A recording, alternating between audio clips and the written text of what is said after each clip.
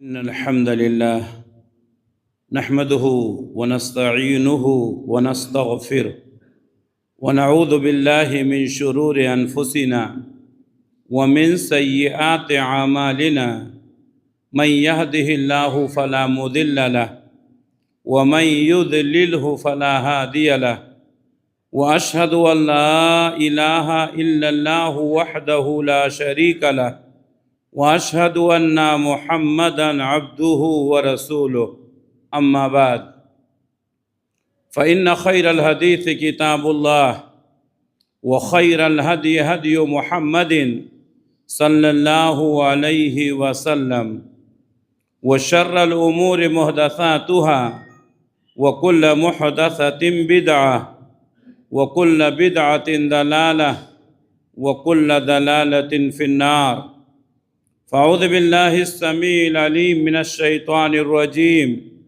بسم الله الرحمن الرحيم قاف والقرآن المجيد بل عجبوا أن جاءهم منذر منهم فقال الكافرون هذا شيء عجيب أإذا متنا وكنا ترابا ذلك رجع بعيد قد علمنا ما تنقص الأرض منهم وعندنا كتاب حفيظ بل كذبوا بالحق لما جاءهم فهم في أمر مريج يا أيها الذين آمنوا اتقوا الله حق تقاته ولا تموتن إلا وأنتم مسلمون يا أيها الناس اتقوا ربكم الذي خلقكم من نفس واحدة وخلق منها زوجها وبث منهما رجالا كثيرا ونساء واتقوا الله الذي تساءلون به والأرحام إن الله كان عليكم رقيبا يا أيها الذين آمنوا اتقوا الله وقولوا قولا سديدا يصلح لكم أعمالكم ويغفر لكم ذنوبكم ومن يطع الله ورسوله فقد فاز فوزا عظيما ہر طرح کی تعریف اس اللہ رب العالمین کے لیے لائق اور زیبا جو سارے جہان کا اکیلا خالق ہے، مالک ہے، حاکم ہے، رازق ہے، جس کے ہاتھ میں پوری دنیا کی بادشاہت ہے اور جو اپنے عرش پر ہوتے ہوئے پوری کائنات کا نظام چلا رہا ہے۔ بعدہ اس کے تمام نبیوں اور رسولوں پر درود و سلام نازل ہوں، خصوصاً آخری نبی حضرت محمد مصطفیٰ صلی اللہ علیہ وسلم پر۔ محترم حاضرین، شعبان کا مہینہ چل رہا ہے، رمضان کی آمد ہے۔ اللہ سے دعا ہے کہ اللہ رب العالمین اس ماہ مبارک میں جو آنے والا ہے ہمیں اس کا استقبال کرنے کی توفیق عنایت فرمائے اور صحت و سلامتی کے ساتھ آنے والے مہینے میں زیادہ سے زیادہ نیکیاں کرنے کی توفیق عنایت فرمائے۔ رمضان سے پہلے کا جو مہینہ ہوتا ہے وہ شعبان کا ہوتا ہے اور ہم شعبان کے مہینے سے گزر رہے ہیں۔ آج شعبان کی 8 تاریخ ہے۔ ماہ شعبان میں بہت سارے لوگ بدعات و خرافات کا ارتکاب کرتے ہیں۔ حقیقت یہ ہے کہ اس مہینے کی بھی فضیلت ہے۔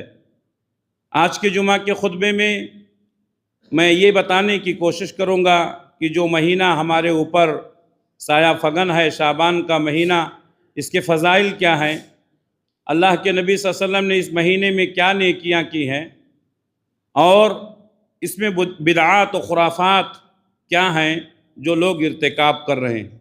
اللہ سے دعا ہے کہ اللہ رب العالمین ہمیں فضائل سے فائدہ اٹھانے کی اور بدعات و خرافات سے اجتناب کرنے کی توفیق عنایت فرمائے۔ سب سے پہلے ہمارے ذہن میں یہ بات ہونی چاہیے کہ ہمیں اللہ تعالیٰ نے دنیا میں پیدا کیوں کیا۔ اللہ تبارک و تعالیٰ نے فرمایا وَمَا خَلَقْتُ الْجِنَّ وَالْإِنسَ إِلَّا لِيَعْبُدُونَ، ہم نے تمام انسانوں کو اور تمام جنوں کو محض اپنی عبادت کے لیے پیدا کیا۔ ہماری زندگی کا مقصد ہے اللہ کی عبادت کرنا، اللہ کو خوش کرنا، اللہ کو راضی کرنا، وہ تمام کام جو اللہ کو راضی کرنے والے ہیں ان کو انجام دینا، اور وہ تمام کام جن سے اللہ ناراض ہوتا ہے، ناخوش ہوتا ہے، اس سے بچنا۔ ہم ایک ایسے دور میں گزر رہے ہیں جہاں نیکیوں کی کمی ہے، لوگ نیکیوں کی طرف کم توجہ دیتے ہیں، اور ایسے اوقات میں کچھ خاص دنوں کو، کچھ خاص مہینوں کو، کچھ خاص راتوں کو، کچھ خاص گھڑیوں کو منتخب کر کے لوگوں کے سامنے پیش کر دینا کہ اس رات میں عبادت کریں گے تو آپ کا بیڑا پار ہو جائے گا، اس دن میں آپ روزہ رکھ لیں گے تو آپ کا بیڑا پار ہو جائے گا۔ اگر وہ بات اللہ اور اس کے رسول کے فرمان کے مطابق ہے تو سر آنکھوں پر، لیکن اگر وہ اللہ اور اس کے رسول کے حکم کے خلاف ہے تو ایسی کسی بات پر ہمیں عمل نہیں کرنا چاہیے۔ زندگی میں کسی ایک رات کی عبادت آپ کو پاک نہیں کر سکتی ہے گناہوں سے، آپ کو جنت تک نہیں پہنچا سکتی ہے۔ اللہ کے نبی صلی اللہ علیہ وسلم ہمارے لیے آئیڈیل اور نمونہ، اللہ تبارک و تعالیٰ نے آپ کو پوری دنیا کے لیے اسوہ بنا کر بھیجا، لیکن آپ صلی اللہ علیہ وسلم نے کبھی زندگی میں ایک ہی رات کی عبادت کو خاص نہیں کیا۔ اللہ تعالیٰ نے فرمایا فَسَبِّحْ بِحَمْدِ رَبِّكَ وَقُمْ مِنَ السَّاجِدِينَ، اے اللہ کے رسول آپ اپنے رب کی تسبیح بیان کیجئے اور سجدہ کرنے والوں میں سے ہو جائیے۔ وَاعْبُدْ رَبَّكَ حَتَّى يَأْتِيَكَ الْيَقِينُ، اور اپنے رب کی عبادت کرتے رہیے یہاں تک کہ یقین آ جائے۔ بہت سارے لوگوں نے اس آیت کا غلط مفہوم نکالا اور کہا کہ جب یقین ہو جائے کہ ہم مسلمان ہو گئے ہیں اور یقین ہو جائے کہ ہم جنت میں چلے جائیں گے تو اب عبادت کی ضرورت نہیں ہے۔ اس لیے بہت سارے لوگوں کو دیکھیں گے کہ ایک عمر تک وہ عبادت کرتے ہیں اور اس کے بعد وہ عبادتوں سے اپنے آپ کو الگ کر لیتے ہیں۔ یہ صوفیہ کا عقیدہ۔ یہاں یقین سے مراد قیامت ہے۔ وَاعْبُدْ رَبَّكَ حَتَّى يَأْتِيَكَ الْيَقِينُ، اپنے رب کی عبادت کرتے رہیے یہاں تک کہ یقین آ جائے۔ یقین کہتے ہیں کسی چیز کا وقوع ہونا جو یقین کے ساتھ ہو، جیسے قیامت ہے یا موت ہے، تو موت تک عبادت کرتے رہیے۔ اللہ کے نبی صلی اللہ علیہ وسلم نے بھی یہی بات فرمائی کہ ایک آدمی جب عنفوان شباب کو پہنچتا ہے، بلوغت کو پہنچتا ہے، تو اس کے اوپر عبادت جو ہے فرض ہو جاتی ہے، اور اس وقت تک اس کو عبادت کرنی ہے جب تک کہ موت نہ آ جائے۔ اس کی عقل اگر درست ہے، وہ اس کا دماغ اگر صحیح ہے تو اس وقت تک عبادت کرنا ہے۔ آپ چارپائی پر ہیں تو بھی عبادت کرنا ہے، چل نہیں سکتے ہیں بیٹھ کر عبادت کرنی ہے، بیٹھ بھی نہیں سکتے ہیں لیٹ کر عبادت کرنی ہے۔ عبادت سے کسی کو چھٹکارا نہیں ہے۔ آپ بستر مرگ پر ہیں، آپ اٹھ نہیں سکتے ہیں، وہاں بھی اللہ کی عبادت کرتے رہیں، ذکر کرتے رہیں، تسبیح بیان کرتے رہیں۔ عبادت سے کسی کو چھٹکارا نہیں ہے۔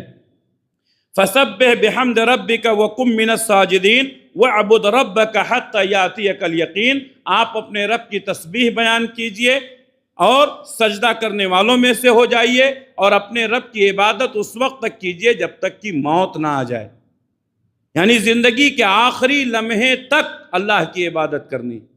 بہت سارے لوگ ہیں عبادت کرتے ہیں لیکن کچھ دنوں کے بعد وہ عبادتوں کو چھوڑ دیتے ہیں، اور ان کی موت جو آتی ہے وہ عبادت کے وقت نہیں بلکہ اللہ تبارک و تعالیٰ کی نافرمانیوں کے وقت آتی ہے۔ ایک بات یاد رکھیں، اللہ کے نبی صلی اللہ علیہ وسلم فرمایا انما الاعمال بالخواتیم، بے شک اعمال کا دار و مدار انسان کی زندگی کے خاتمے کے ساتھ ہے۔ ہم دیکھتے ہیں ایک آدمی دین سے دور ہے لیکن موت سے پہلے اللہ تعالیٰ نے اس کو ہدایت دے دی، وہ مسجدوں میں آتا ہے، نماز پڑھتا ہے، اپنے عقیدے کی اصلاح کر لیا، قرآن مجید کی تلاوت کرتا ہے، رمضان کے روزے رکھتا ہے، یعنی موت کے وقت اس کا ایمان مضبوط تھا۔ گرچہ اس نے زندگی میں پہلے بہت سارے گناہ کیے، لیکن یہ اللہ کی توفیق ہے کہ آخری وقت میں وہ نیکیوں کی طرف متوجہ ہوا۔ بدنصیب ہیں وہ لوگ جو نیکیاں تو بہت زیادہ کرتے ہیں لیکن زندگی کے آخری ایام میں گمراہی کے شکار ہو جاتے ہیں، مرنے سے پہلے گمراہی کے شکار ہو جاتے ہیں، مرنے کے وقت عبادتیں نہیں ہیں، زندگی کے آخری ایام میں عبادتیں نہیں ہیں، نہ نماز، نہ روزہ، نہ صدقہ، نہ خیرات، نہ ذکر، نہ اذکار، نہ قرآن کی تلاوت۔ تو ہمیشہ اللہ کی عبادت کرنی ہے۔ ایسے وقت میں ہمیں چاہیے کہ اللہ کے نبی صلی اللہ علیہ وسلم کی سیرت کو اپنائیں۔ اگر کسی ایک رات کو عبادت کے لیے خاص کرنا ہوتا یا کسی دن کو عبادت کے لیے خاص کرنا ہوتا تو یقیناً اللہ کے نبی صلی اللہ علیہ وسلم نے فرمایا کہ دنوں میں سب سے بہترین دن جمعہ کا دن ہے۔ جمعہ کا دن سب سے بہترین دن ہے، اس کو سید الایام کہا جاتا ہے۔ لیکن اللہ کے نبی صلی اللہ علیہ وسلم نے فرمایا کوئی بھی آدمی جمعہ کے دن روزہ رکھنے کے لیے خاص نہ کرے۔ ہاں، اگر وہ پہلے سے بھی روزہ رکھتا ہے، جیسے ایام بیس کے روزے ہیں، ہر مہینے میں 3 دن بہت سارے لوگ روزہ رکھتے ہیں، یعنی 13، 14، 15 عربی تاریخ کو تو جمعہ آ گیا تو آپ روزہ رکھ لیں۔ لیکن جمعہ کا دن بہت بڑا دن ہے، برکت کا دن ہے، اس لیے جمعہ کے دن روزہ رکھ لیں گے۔ کبھی تہجد نہیں پڑھتے ہیں، جمعہ کی رات میں تہجد پڑھ لیں گے تو اللہ کے نبی صلی اللہ علیہ وسلم نے منع فرمایا ہے۔ آپ نے فرمایا کہ جمعہ کی رات کو تہجد کے لیے اور جمعہ کے دن کو روزے کے لیے خاص مت کرو۔ کیوں؟ اس لیے کہ اللہ کے نبی نے نہیں کیا ہے۔ اب بہت سارے لوگ کیا کرتے ہیں، جمعہ کا دن ہے آج روزہ رکھیں گے، جمعہ کی رات ہے آج تہجد پڑھیں گے۔ نہیں، آپ تہجد پڑھیے، ہر رات میں پڑھیے، آپ کسی بھی دن روزہ رکھیے۔ ہاں، اگر ایام بیس آ گیا یا عرفہ کا دن ہے یا عاشورہ کا دن ہے، جمعہ کے دن آ گیا تو روزہ رکھنے میں کوئی حرج نہیں ہے، روزہ رکھنا ہے۔ اللہ کے نبی صلی اللہ علیہ وسلم کا طریقہ ہمارے لیے بہترین طریقہ ہے۔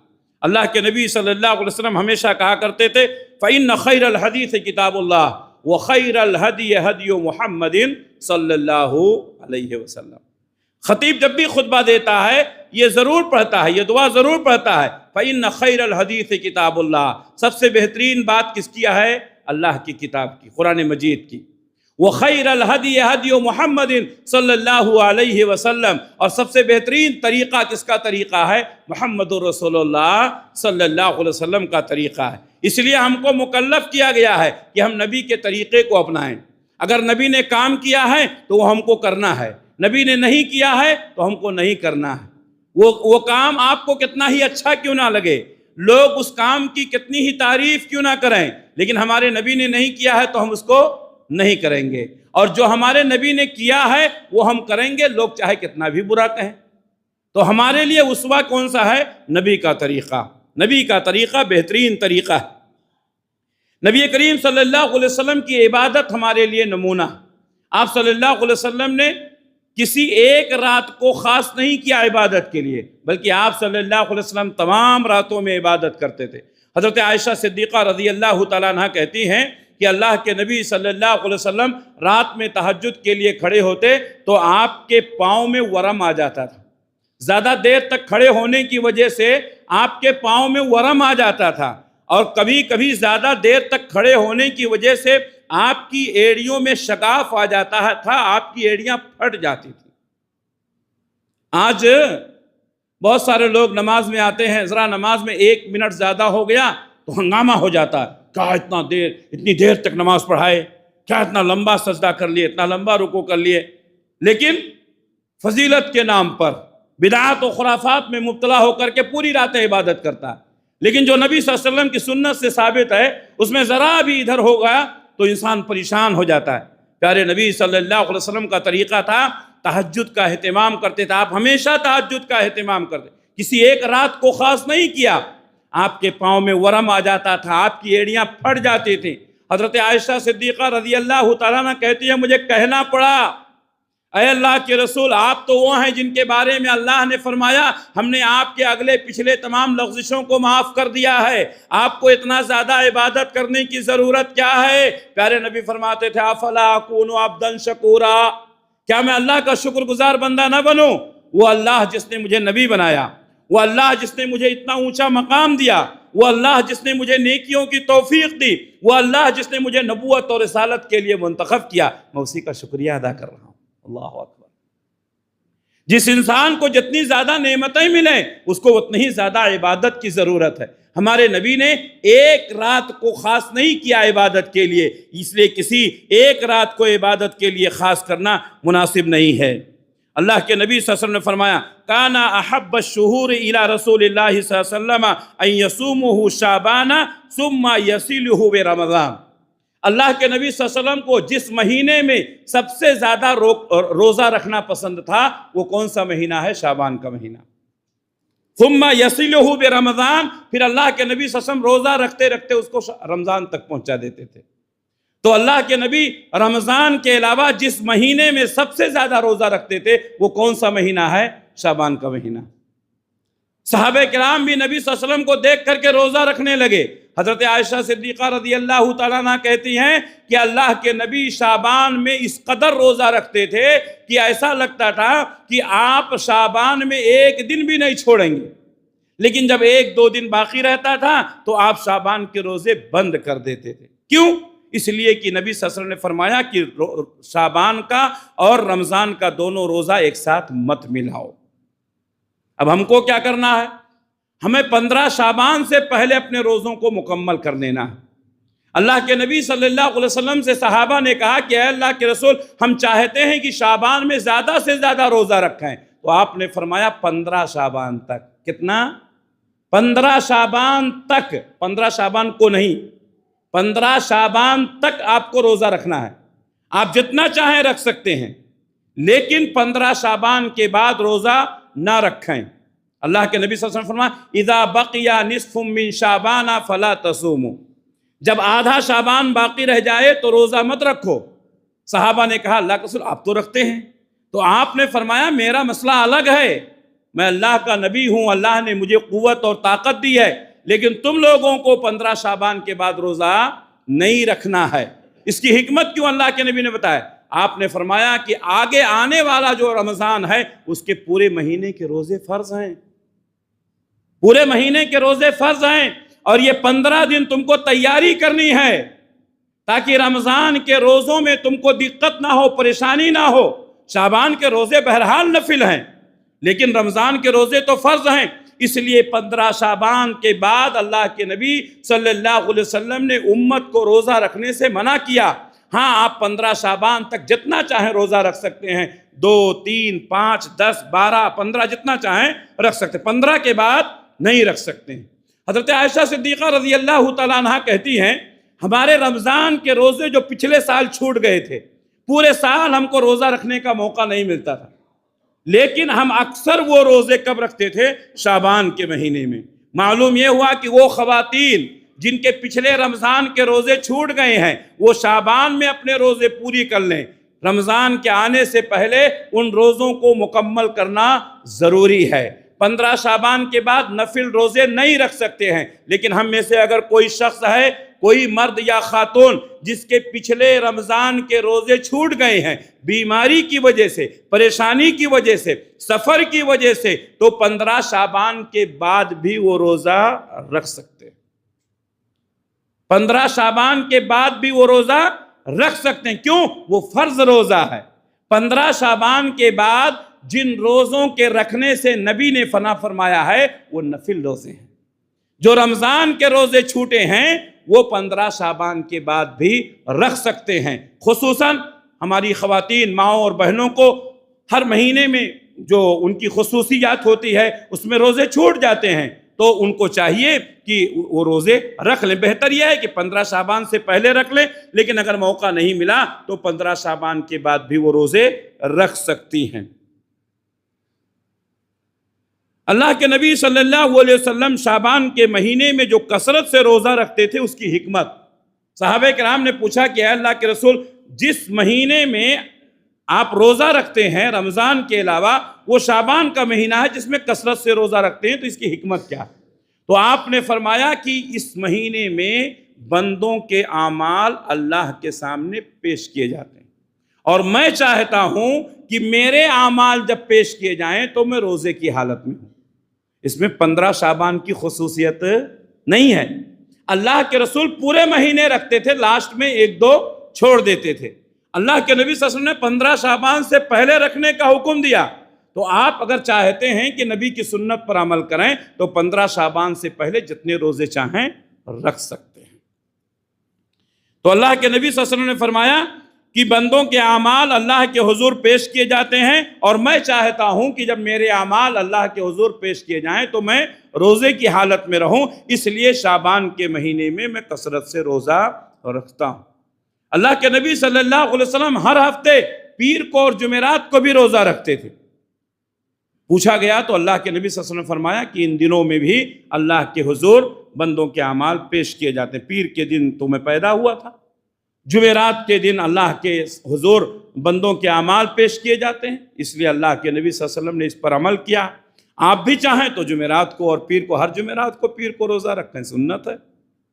ایام بیس کے روزے رکھیں، 13، 14، 15 ہر عربی کا تاریخ، ہر عربی تاریخ میں 13، 14، 15 کو روزہ رکھیں گے۔ اللہ کے رسول نے فرمایا 3 دن روزہ رکھو گے 30 روزوں کا ثواب ملے گا۔ سنت پر عمل کر، اللہ نے آپ کو اجازت دی ہے۔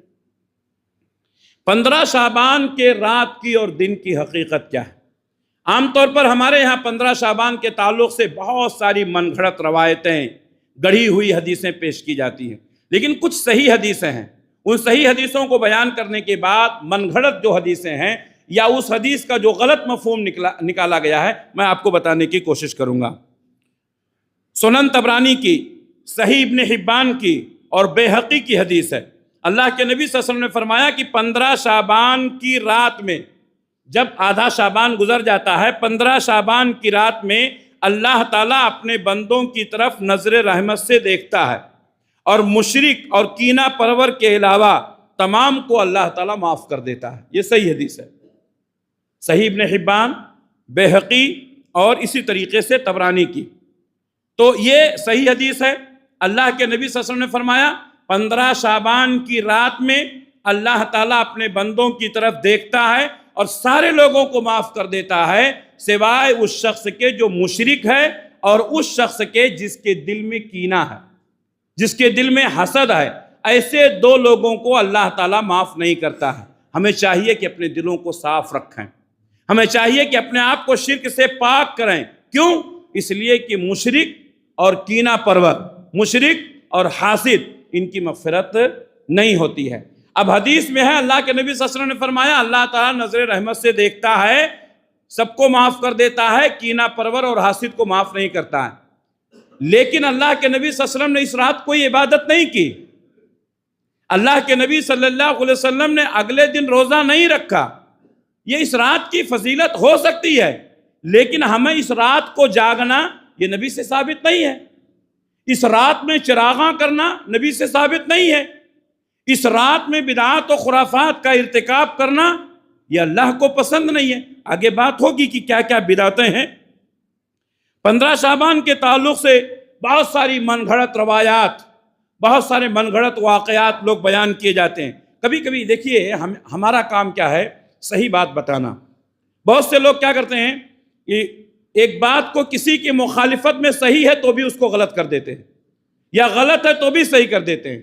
حقیقت خرافات میں چھپ گیا ہے۔ حقیقت جو ہے وہ بیان کرنا، اور اس سے کتنا مسئلہ مستنبت ہوتا ہے وہ اتنی پر عمل کرنا۔ 15 شعبان کے تعلق سے آپ نے بات سنی رات کی، اور اللہ کے نبی صلی اللہ علیہ وسلم کے اس دن کوئی عمل نہیں تھا۔ شعبان کے تعلق سے ایک حدیث گڑھی گئی۔ لوگوں نے کیا کہا؟ شعبان، اللہ کے نبی نے فرمایا شعبان میرا مہینہ ہے اور رمضان اللہ کا مہینہ ہے۔ حدیث گڑھی ہوئی ہے، موضوع حدیث ہے۔ اللہ کے نبی نے ایسا نہیں کہا ہے۔ شعبان کی فضیلت میں یہ بات بیان کی جاتی۔ اسی طریقے سے بہت سارے لوگوں کو آپ نے دیکھا ہوگا، کہتے ہیں اللہم بارک لنا فی رجب و شعبان و بلغنا الی رمضان۔ اے اللہ رجب میں اور شعبان میں برکت عطا فرما اور ہم کو رمضان تک پہنچا۔ یہ حدیث گڑھی ہوئی ہے، حدیث نہیں ہے۔ بڑے بڑے علماء پڑھتے ہیں، بڑے بڑے مفسرین پڑھتے ہیں، شیخ الحدیث پڑھتے ہیں، حدیث نہیں ہے، غلط ہے، گڑھی گئی ہے۔ تو شعبان اور رجب کے نام پر اس طرح کی حدیث گڑھی گئی۔ ایک اور واقعہ شعبان کے تعلق سے بیان کیا جاتا ہے، حضرت عائشہ صدیقہ رضی اللہ تعالیٰ عنہ کی طرف منسوب کر کے، کہ اللہ کے نبی صلی اللہ علیہ وسلم میرے گھر میں تھے، حجرے میں تھے، اور آپ اٹھ کر کے گئے، میں آپ کے پیچھے گئی، میں نے دیکھا کہ آپ سجدے میں ہیں، آپ نے بہت دیر تک سجدہ کیا، میں سمجھی کہ شاید آپ دنیا سے چلے گئے۔ میں نے آپ کے انگوٹھے کو پکڑا، ہلایا تو آپ نے حرکت کی، آپ نماز پوری کیے۔ کہا عائشہ تم نے کیا سوچا؟ اللہ اور اس کے رسول تمہارے ساتھ ناانصافی کریں گے۔ یہ وہ رات ہے جس کے تعلق سے اکثر لوگ غافل ہیں۔ یہ حدیث گڑھی ہوئی ہے، حدیث گڑھی ہوئی ہے۔ 15 شعبان کی رات کو فضیلت کو بیان کرنے کے لیے گڑھی ہوئی حدیثیں بیان کرتے ہیں۔ یہ حدیث نہیں ہے۔ البتہ اس تعلق سے دوسری حدیث ہے، اللہ کے نبی صلی اللہ علیہ وسلم وہ بیماری مرض الموت جس میں آپ کو شفا نہیں ملی، اس میں اللہ کے نبی صلی اللہ علیہ وسلم بقیع میں گئے تھے، آپ صلی اللہ علیہ وسلم شہدائے احد کے لیے آپ نے دعائیں کی، بقیع میں مدفون صحابہ کے لیے دعائیں کی، وہ حدیث صحیح ہے۔ لیکن اس حدیث کو 15 شعبان کی رات سے لا کر کے جوڑ دینا اور حضرت عائشہ کا نکلنا اور یہ کہنا کہ اے اللہ کے رسول میں نے آپ کے تعلق سے ایسا سوچا، اور نبی کا یہ فرمانا کہ اس رات سے لوگ غافل ہیں، جبکہ اللہ تبارک و تعالیٰ اس رات میں اپنے بندوں کو جہنم سے اس قدر آزاد کر دیتا ہے جیسا کہ بنو بکر کی بکریوں کو، تو یہ غلط ہے، نبی کی حدیث نہیں ہے۔ تو کسی رات کی فضیلت کو ثابت کرنے کے لیے لوگوں نے حدیثوں کو گڑھا۔ اسی طریقے سے اس رات میں جو بدعات و خرافات ہیں، صلاۃ الالفیہ، کہتے ہیں کہ اللہ کے نبی صلی اللہ علیہ وسلم نے فرمایا اگر کوئی شخص اس رات میں یعنی 15 شعبان کی رات میں 100 رکعت نماز پڑھے گا، کتنا؟ 100 رکعت، اور ہر رکعت میں سورہ فاتحہ کے بعد 10 مرتبہ قل هو اللہ احد، سورہ اخلاص، تو اب 100 رکعت میں 10 مرتبہ پڑھے تو 1000 ہو گیا نا، تو اسی کو صلاۃ الالفیہ کہتے ہیں۔ اللہ کے نبی نے فرمایا اس کے پچھلے تمام گناہوں کو اللہ معاف کر دیتا ہے، اور اگلے سال کے بھی ایک گناہ کو معاف کر دیتا ہے، اس کے گناہ کو معاف کر دیتا ہے۔ یہ حدیث گڑھی ہوئی ہے، حدیث نہیں ہے، لیکن لوگ گڑھ کے بیان کرتے ہیں۔ تو جو چیزیں نبی سے ثابت نہیں ہیں ان چیزوں کو نبی کی طرف منسوب کرنا اور یہ ثابت کرنا کہ یہ نبی نے کہا ہے، یہ تو بہت بڑا جھوٹ ہے۔ اللہ کے نبی صلی اللہ علیہ وسلم نے فرمایا من کذب علی متعمدا فلیتبوأ مقعدہ من النار، جو شخص میری طرف جھوٹ کر کے کوئی حدیث بیان کرتا ہے جو میں نے نہیں کہی ہے، جھوٹ بولتا ہے، تو اس کو چاہیے کہ اپنا ٹھکانہ جہنم میں بنا لے۔ اس لیے جو لوگ جھوٹی روایتیں بیان کرتے ہیں، جو نبی صلی اللہ علیہ وسلم کی طرف جھوٹی حدیثوں کو منسوب کرتے ہیں، ان کو چاہیے کہ وہ توبہ کریں، ورنہ اللہ کے نبی صلی اللہ علیہ وسلم نے ان کو جہنم کی خبر دی ہے۔ کیوں؟ نبی پر جھوٹ باندھنا دین میں مداخلت کرنا ہے، نبی پر جھوٹ باندھنا دین میں اپنی بات ایڈ کرنا ہے، جو بات نے نبی نے نہیں کہی۔ نبی کی بات دین کا حصہ ہے، نبی کا قول دین کا حصہ ہے، نبی کی حدیث دین کا حصہ ہے، اس لیے نبی نے جو بات نہیں کہی ہے نبی کی طرف منسوب کرنا دین میں مداخلت ہے۔ اگر کوئی شخص ایسا کرتا ہے تو اس کو توبہ کرنی چاہیے۔ 15 شعبان کے تعلق سے اور جو بدعات و خرافات ہیں اس میں سے ایک یہ ہے کہ ایک سال میں جو لوگ مرے ہیں ان کی روحیں واپس آتی ہیں، اسی لیے آپ دیکھیں گے کہ گھروں کو رنگ و روغن کیا جاتا ہے، اچھے اچھے پکوان پکائے جاتے ہیں، بچے بوڑھے جوان عورتیں سب اچھے اچھے کپڑے پہنتی ہیں، اور اس کو شعبان کی عید کہتے ہیں۔ شعبان کی عید کئی حدیث میں ہے، عجیب لوگ ہیں، کہاں سے لے آئے شعبان کی عید؟ اور مجھے بتایا گیا کہ 2 دن ایسے ہیں جس میں سے مسلمانوں کی اکثریت کہیں بھی رہے تو وہ اپنے گھر پہ چلے جاتے ہیں، یعنی شعبان کی عید وہ اپنے گھر پہ کرے گا اور محرم وہ اپنے گھر پہ منائے گا، جبکہ دونوں کی کوئی حقیقت نہیں ہے، دونوں کا حدیث سے کوئی تعلق نہیں ہے۔ بہت سارے لوگ کہتے ہیں نہیں شعبان کی عید میں گھر پہ جانا ہے، تو ایسے لوگ اس طرح کی حرکتیں کرتے ہیں تو مردوں کی روحوں، جبکہ اللہ کے نبی صلی اللہ علیہ وسلم نے فرمایا کہ جو انسان مر جاتا ہے قیامت تک اللہ تبارک و تعالیٰ اس کی روح کو نہیں لوٹاتا، قیامت کے دن اس کو زندہ کرے گا، حساب و کتاب ہوگا۔ جو مر گئے ہیں ان کی روحیں یا تو سجین میں ہیں یا تو علیین میں ہیں۔ سجین اور علیین کیا ہے؟ اللہ کے نبی صلی اللہ علیہ وسلم نے فرمایا کہ سجین جو ہے، سجین مانے قید خانہ، غلط، گنہگار، مشرک، منافق، نافرمان، ان لوگوں کی روحیں سجین میں ہیں، یعنی زمین کے نیچے۔ اچھے نیک اللہ والے متقی پرہیزگار مومنوں کی روحیں علیین میں ہیں، یعنی اوپر، تو یا تو سجین میں ہیں یا تو علیین میں ہیں۔ قبرستان میں چراغاں کیا جاتا ہے، قبرستان میں مردوں کی عید کہتے ہیں۔ قبرستان آپ دیکھیں گے 15 شعبان کو لوگ جاتے ہیں، قبروں پر پھول چڑھاتے ہیں، چراغاں کرتے ہیں۔ ارے اندر قبر میں اندر لوگ پڑے ہوئے ہیں، اوپر چراغاں کرنے سے پھول چڑھانے سے کیا ہوتا؟ یہ عمل ہی بتاتا ہے کہ مسلمانوں کا اس سے کوئی تعلق نہیں ہے۔ ایک آدمی جو قبر میں مدفون ہے، آپ اس کی قبر پر پھول چڑھائیں، ہار چڑھائیں، چادر چڑھائیں، کیا فرق پڑنے والا؟ لیکن کمزور عقیدے کے مسلمان، دیکھو میرے بھائیو، عقیدہ مضبوط کرو۔ جب انسان کا عقیدہ کمزور ہو جاتا ہے تو وہ ہر چھوٹی بڑی حرکت کو ثواب کا ذریعہ سمجھ لیتا ہے۔ قبروں کو، قبرستان کو چراغاں کرنے سے آپ کا دینی فائدہ کیا ہے؟ کسی قبر پر 2 پھول ڈالنے سے آپ کا دینی فائدہ کیا ہے؟ قبر پر چادر پڑھانے سے دینی چاہنے سے فائدہ کیا ہے؟ یہ تو سب شرک ہے، اور مشرک کے اوپر جنت حرام ہے۔ عقیدہ جب کمزور ہو جاتا ہے تو انسان چھوٹی چھوٹی نیکیاں کر کے، وہ سمجھتا ہے نیکی، حالانکہ وہ نیکی نہیں ہوتی ہے، چھوٹی چھوٹی چیزوں کو نیکی سمجھ کر کرتا ہے، حالانکہ شرک میں مبتلا ہو جاتا ہے۔ عقیدے کو مضبوط کرو۔ عقیدہ کمزور ہوتا ہے تو کالے کوے کو دیکھ کو ڈرنے لگتا ہے، عقیدہ کمزور ہو جاتا ہے تو بلی کو دیکھ کر راستہ بدل دیتا ہے، عقیدہ کمزور ہوتا ہے تو کالے دھاگے بانٹ کر کے سمجھتا ہے کہ اب میں بلیات سے بچ گیا ہوں، عقیدہ کمزور ہو جاتا ہے تو گھر میں پھٹکری لٹکا کر کے سمجھتا ہے کہ اب میرے گھر میں آسیب نہیں آئے گا۔ عقیدے کی کمزوری ہے۔ مسلمانوں، عقیدے کو مضبوط کرو۔ ان تمام چیزوں سے اسلام کا کوئی تعلق نہیں ہے۔ قبرستان کو چراغاں کیا جاتا ہے، وہاں حاضری دی جاتی ہے۔ کسی نے بڑی اچھی بات بتائی ہے، عقیدہ یہ بھی ہے کہ روحیں گھر کو آتی ہیں اور یہ لوگ قبرستان چلے جاتے ہیں، یعنی اس دن بھی ملاقات نہیں ہوتی۔ یہ ساری چیزیں بتا رہی ہیں کہ من گھڑت ہیں، من گھڑت ہیں، بکواس ہیں، اس سے کوئی تعلق نہیں۔ اور اس دور میں علم کا دور ہے، علم کا دور ہے، لوگوں کے پاس علم آ گیا۔ ایسے وقت میں بھی ایسی بدعقیدگی، اس طرح کے غلط عقیدے کے ساتھ انسان جیے، کیسا ممکن ہو سکتا؟ توبہ کرو میرے بھائیوں۔ اسی طریقے سے گھروں کی صفائی کی جاتی ہے، مسجدوں کو رنگ و روغن کیا جاتا ہے، مسجدوں میں چراغاں کیا جاتا ہے، گھروں میں چراغاں کیا جاتا ہے، اچھے اچھے پکوان پکائے جاتے ہیں، لوگوں کی دعوت کی جاتی ہے۔ اور اسی طریقے سے اس کا بھی خیال کیا جاتا ہے کہ اس سال جو مرنے والے ہیں ان کو کیا چیزیں پسند تھیں، انہی چیزوں کو بنایا جاتا ہے، انہی چیزوں کو پکایا جاتا ہے، اور یہ اس عقیدے کے ساتھ کھلایا جاتا ہے کہ آج اپنے مرنے والے کی من پسند چیز کو کھلائیں گے تو اس کو راحت ملے گی۔ یہ سب غلط عقیدہ ہے، اس سے ہم کو بچنا چاہیے۔ ایک سوال پیدا ہو سکتا ہے آپ کے ذہن میں، آپ کے ذہن میں ایک سوال پیدا ہو سکتا ہے، کیونکہ حدیث میں نے بتائی کہ 15 شعبان کی رات کو اللہ تعالیٰ دیکھتا ہے، اپنے بندوں کو معاف کر دیتا ہے سوائے مشرک اور کینہ پرور کے۔ سوال پیدا ہو سکتا ہے کہ جب اللہ تبارک و تعالیٰ اس رات کو اپنے بندوں کو معاف کرتا ہے سوائے مشرک اور کینہ پرور کے، تو کیوں نہ عبادت کی جائے؟ نہیں کر سکتے ہیں، نہیں کر سکتے۔ کیوں؟ ہمارے نبی نے نہیں کیا ہے، ہمارے نبی نے نہیں کیا ہے، آپ کے صحابہ نے نہیں کیا ہے، تو اس رات بھی ہم نہیں کر سکتے ہیں۔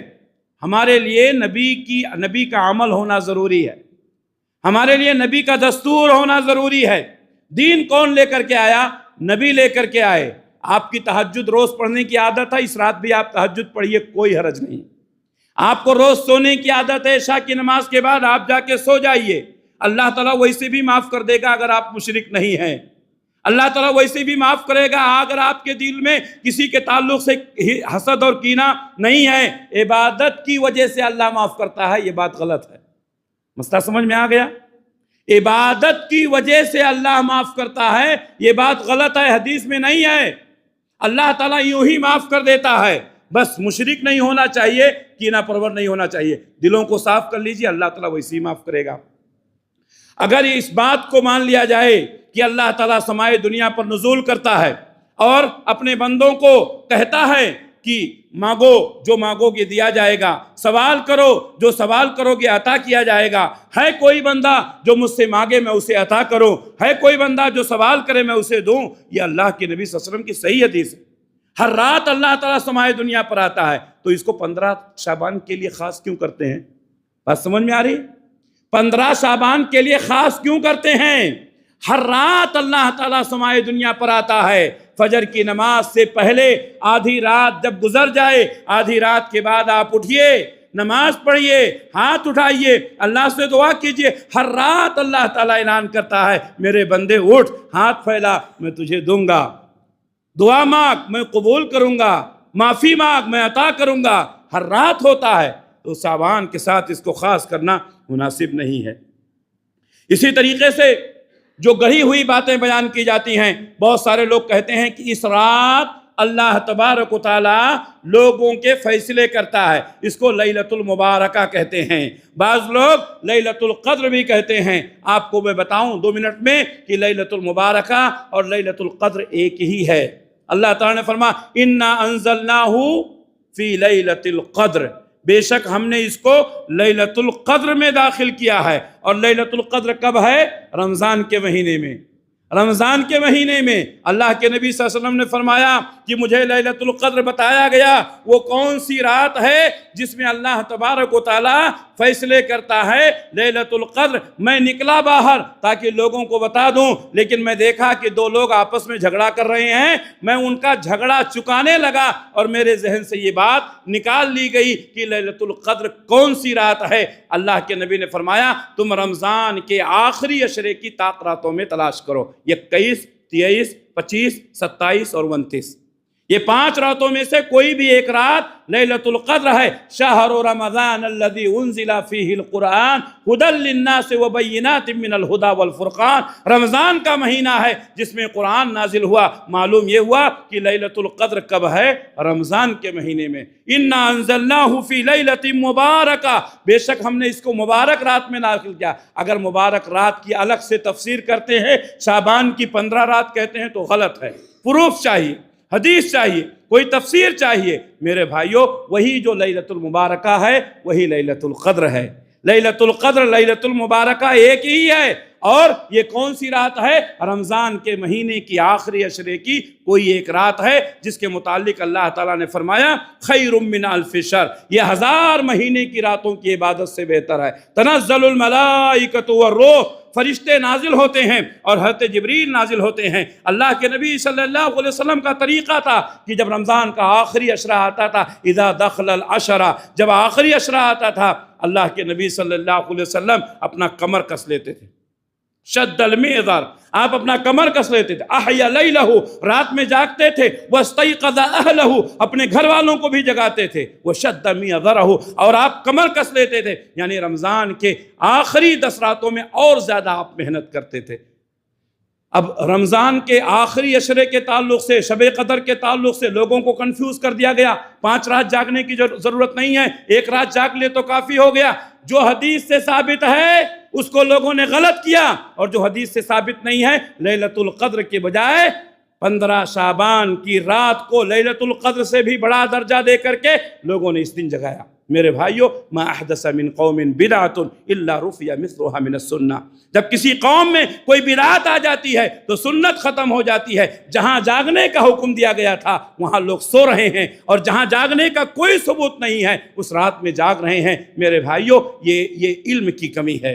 علم حاصل کرو میرے بھائیوں، علم حاصل کرو، علماء سے رابطہ رکھو، اپنے علم کو مضبوط کرو، عقیدے کو مضبوط کرو۔ عمل کم رہا کوئی بات نہیں، سنت کے مطابق ہونا چاہیے۔ عمل زیادہ رہا سنت کے خلاف ہے، کوئی فائدہ نہیں ہے۔ اللہ سے دعا ہے کہ اللہ رب العالمین ہم تمام لوگوں کو صحیح عقیدے کے ساتھ زندگی گزارنے کی توفیق عنایت فرمائے۔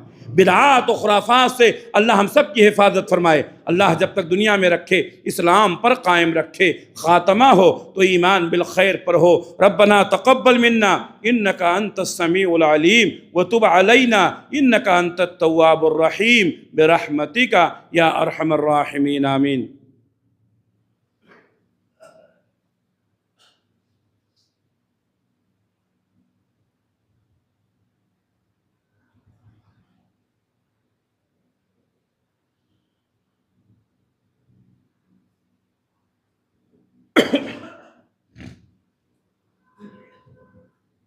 الحمد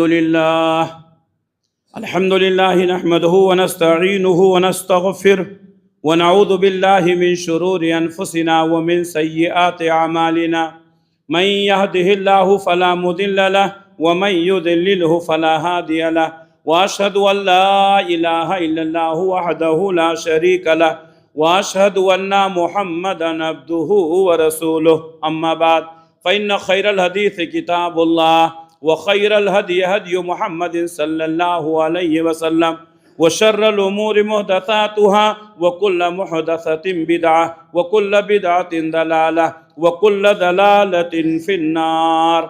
فأعوذ بالله السميع العليم من الشيطان الرجيم، بسم الله الرحمن الرحيم، إن الله وملائكته يصلون على النبي يا أيها الذين آمنوا صلوا عليه وسلموا تسليما، اللهم صل على محمد وعلى آل محمد كما صليت على إبراهيم وعلى آل إبراهيم إنك حميد مجيد.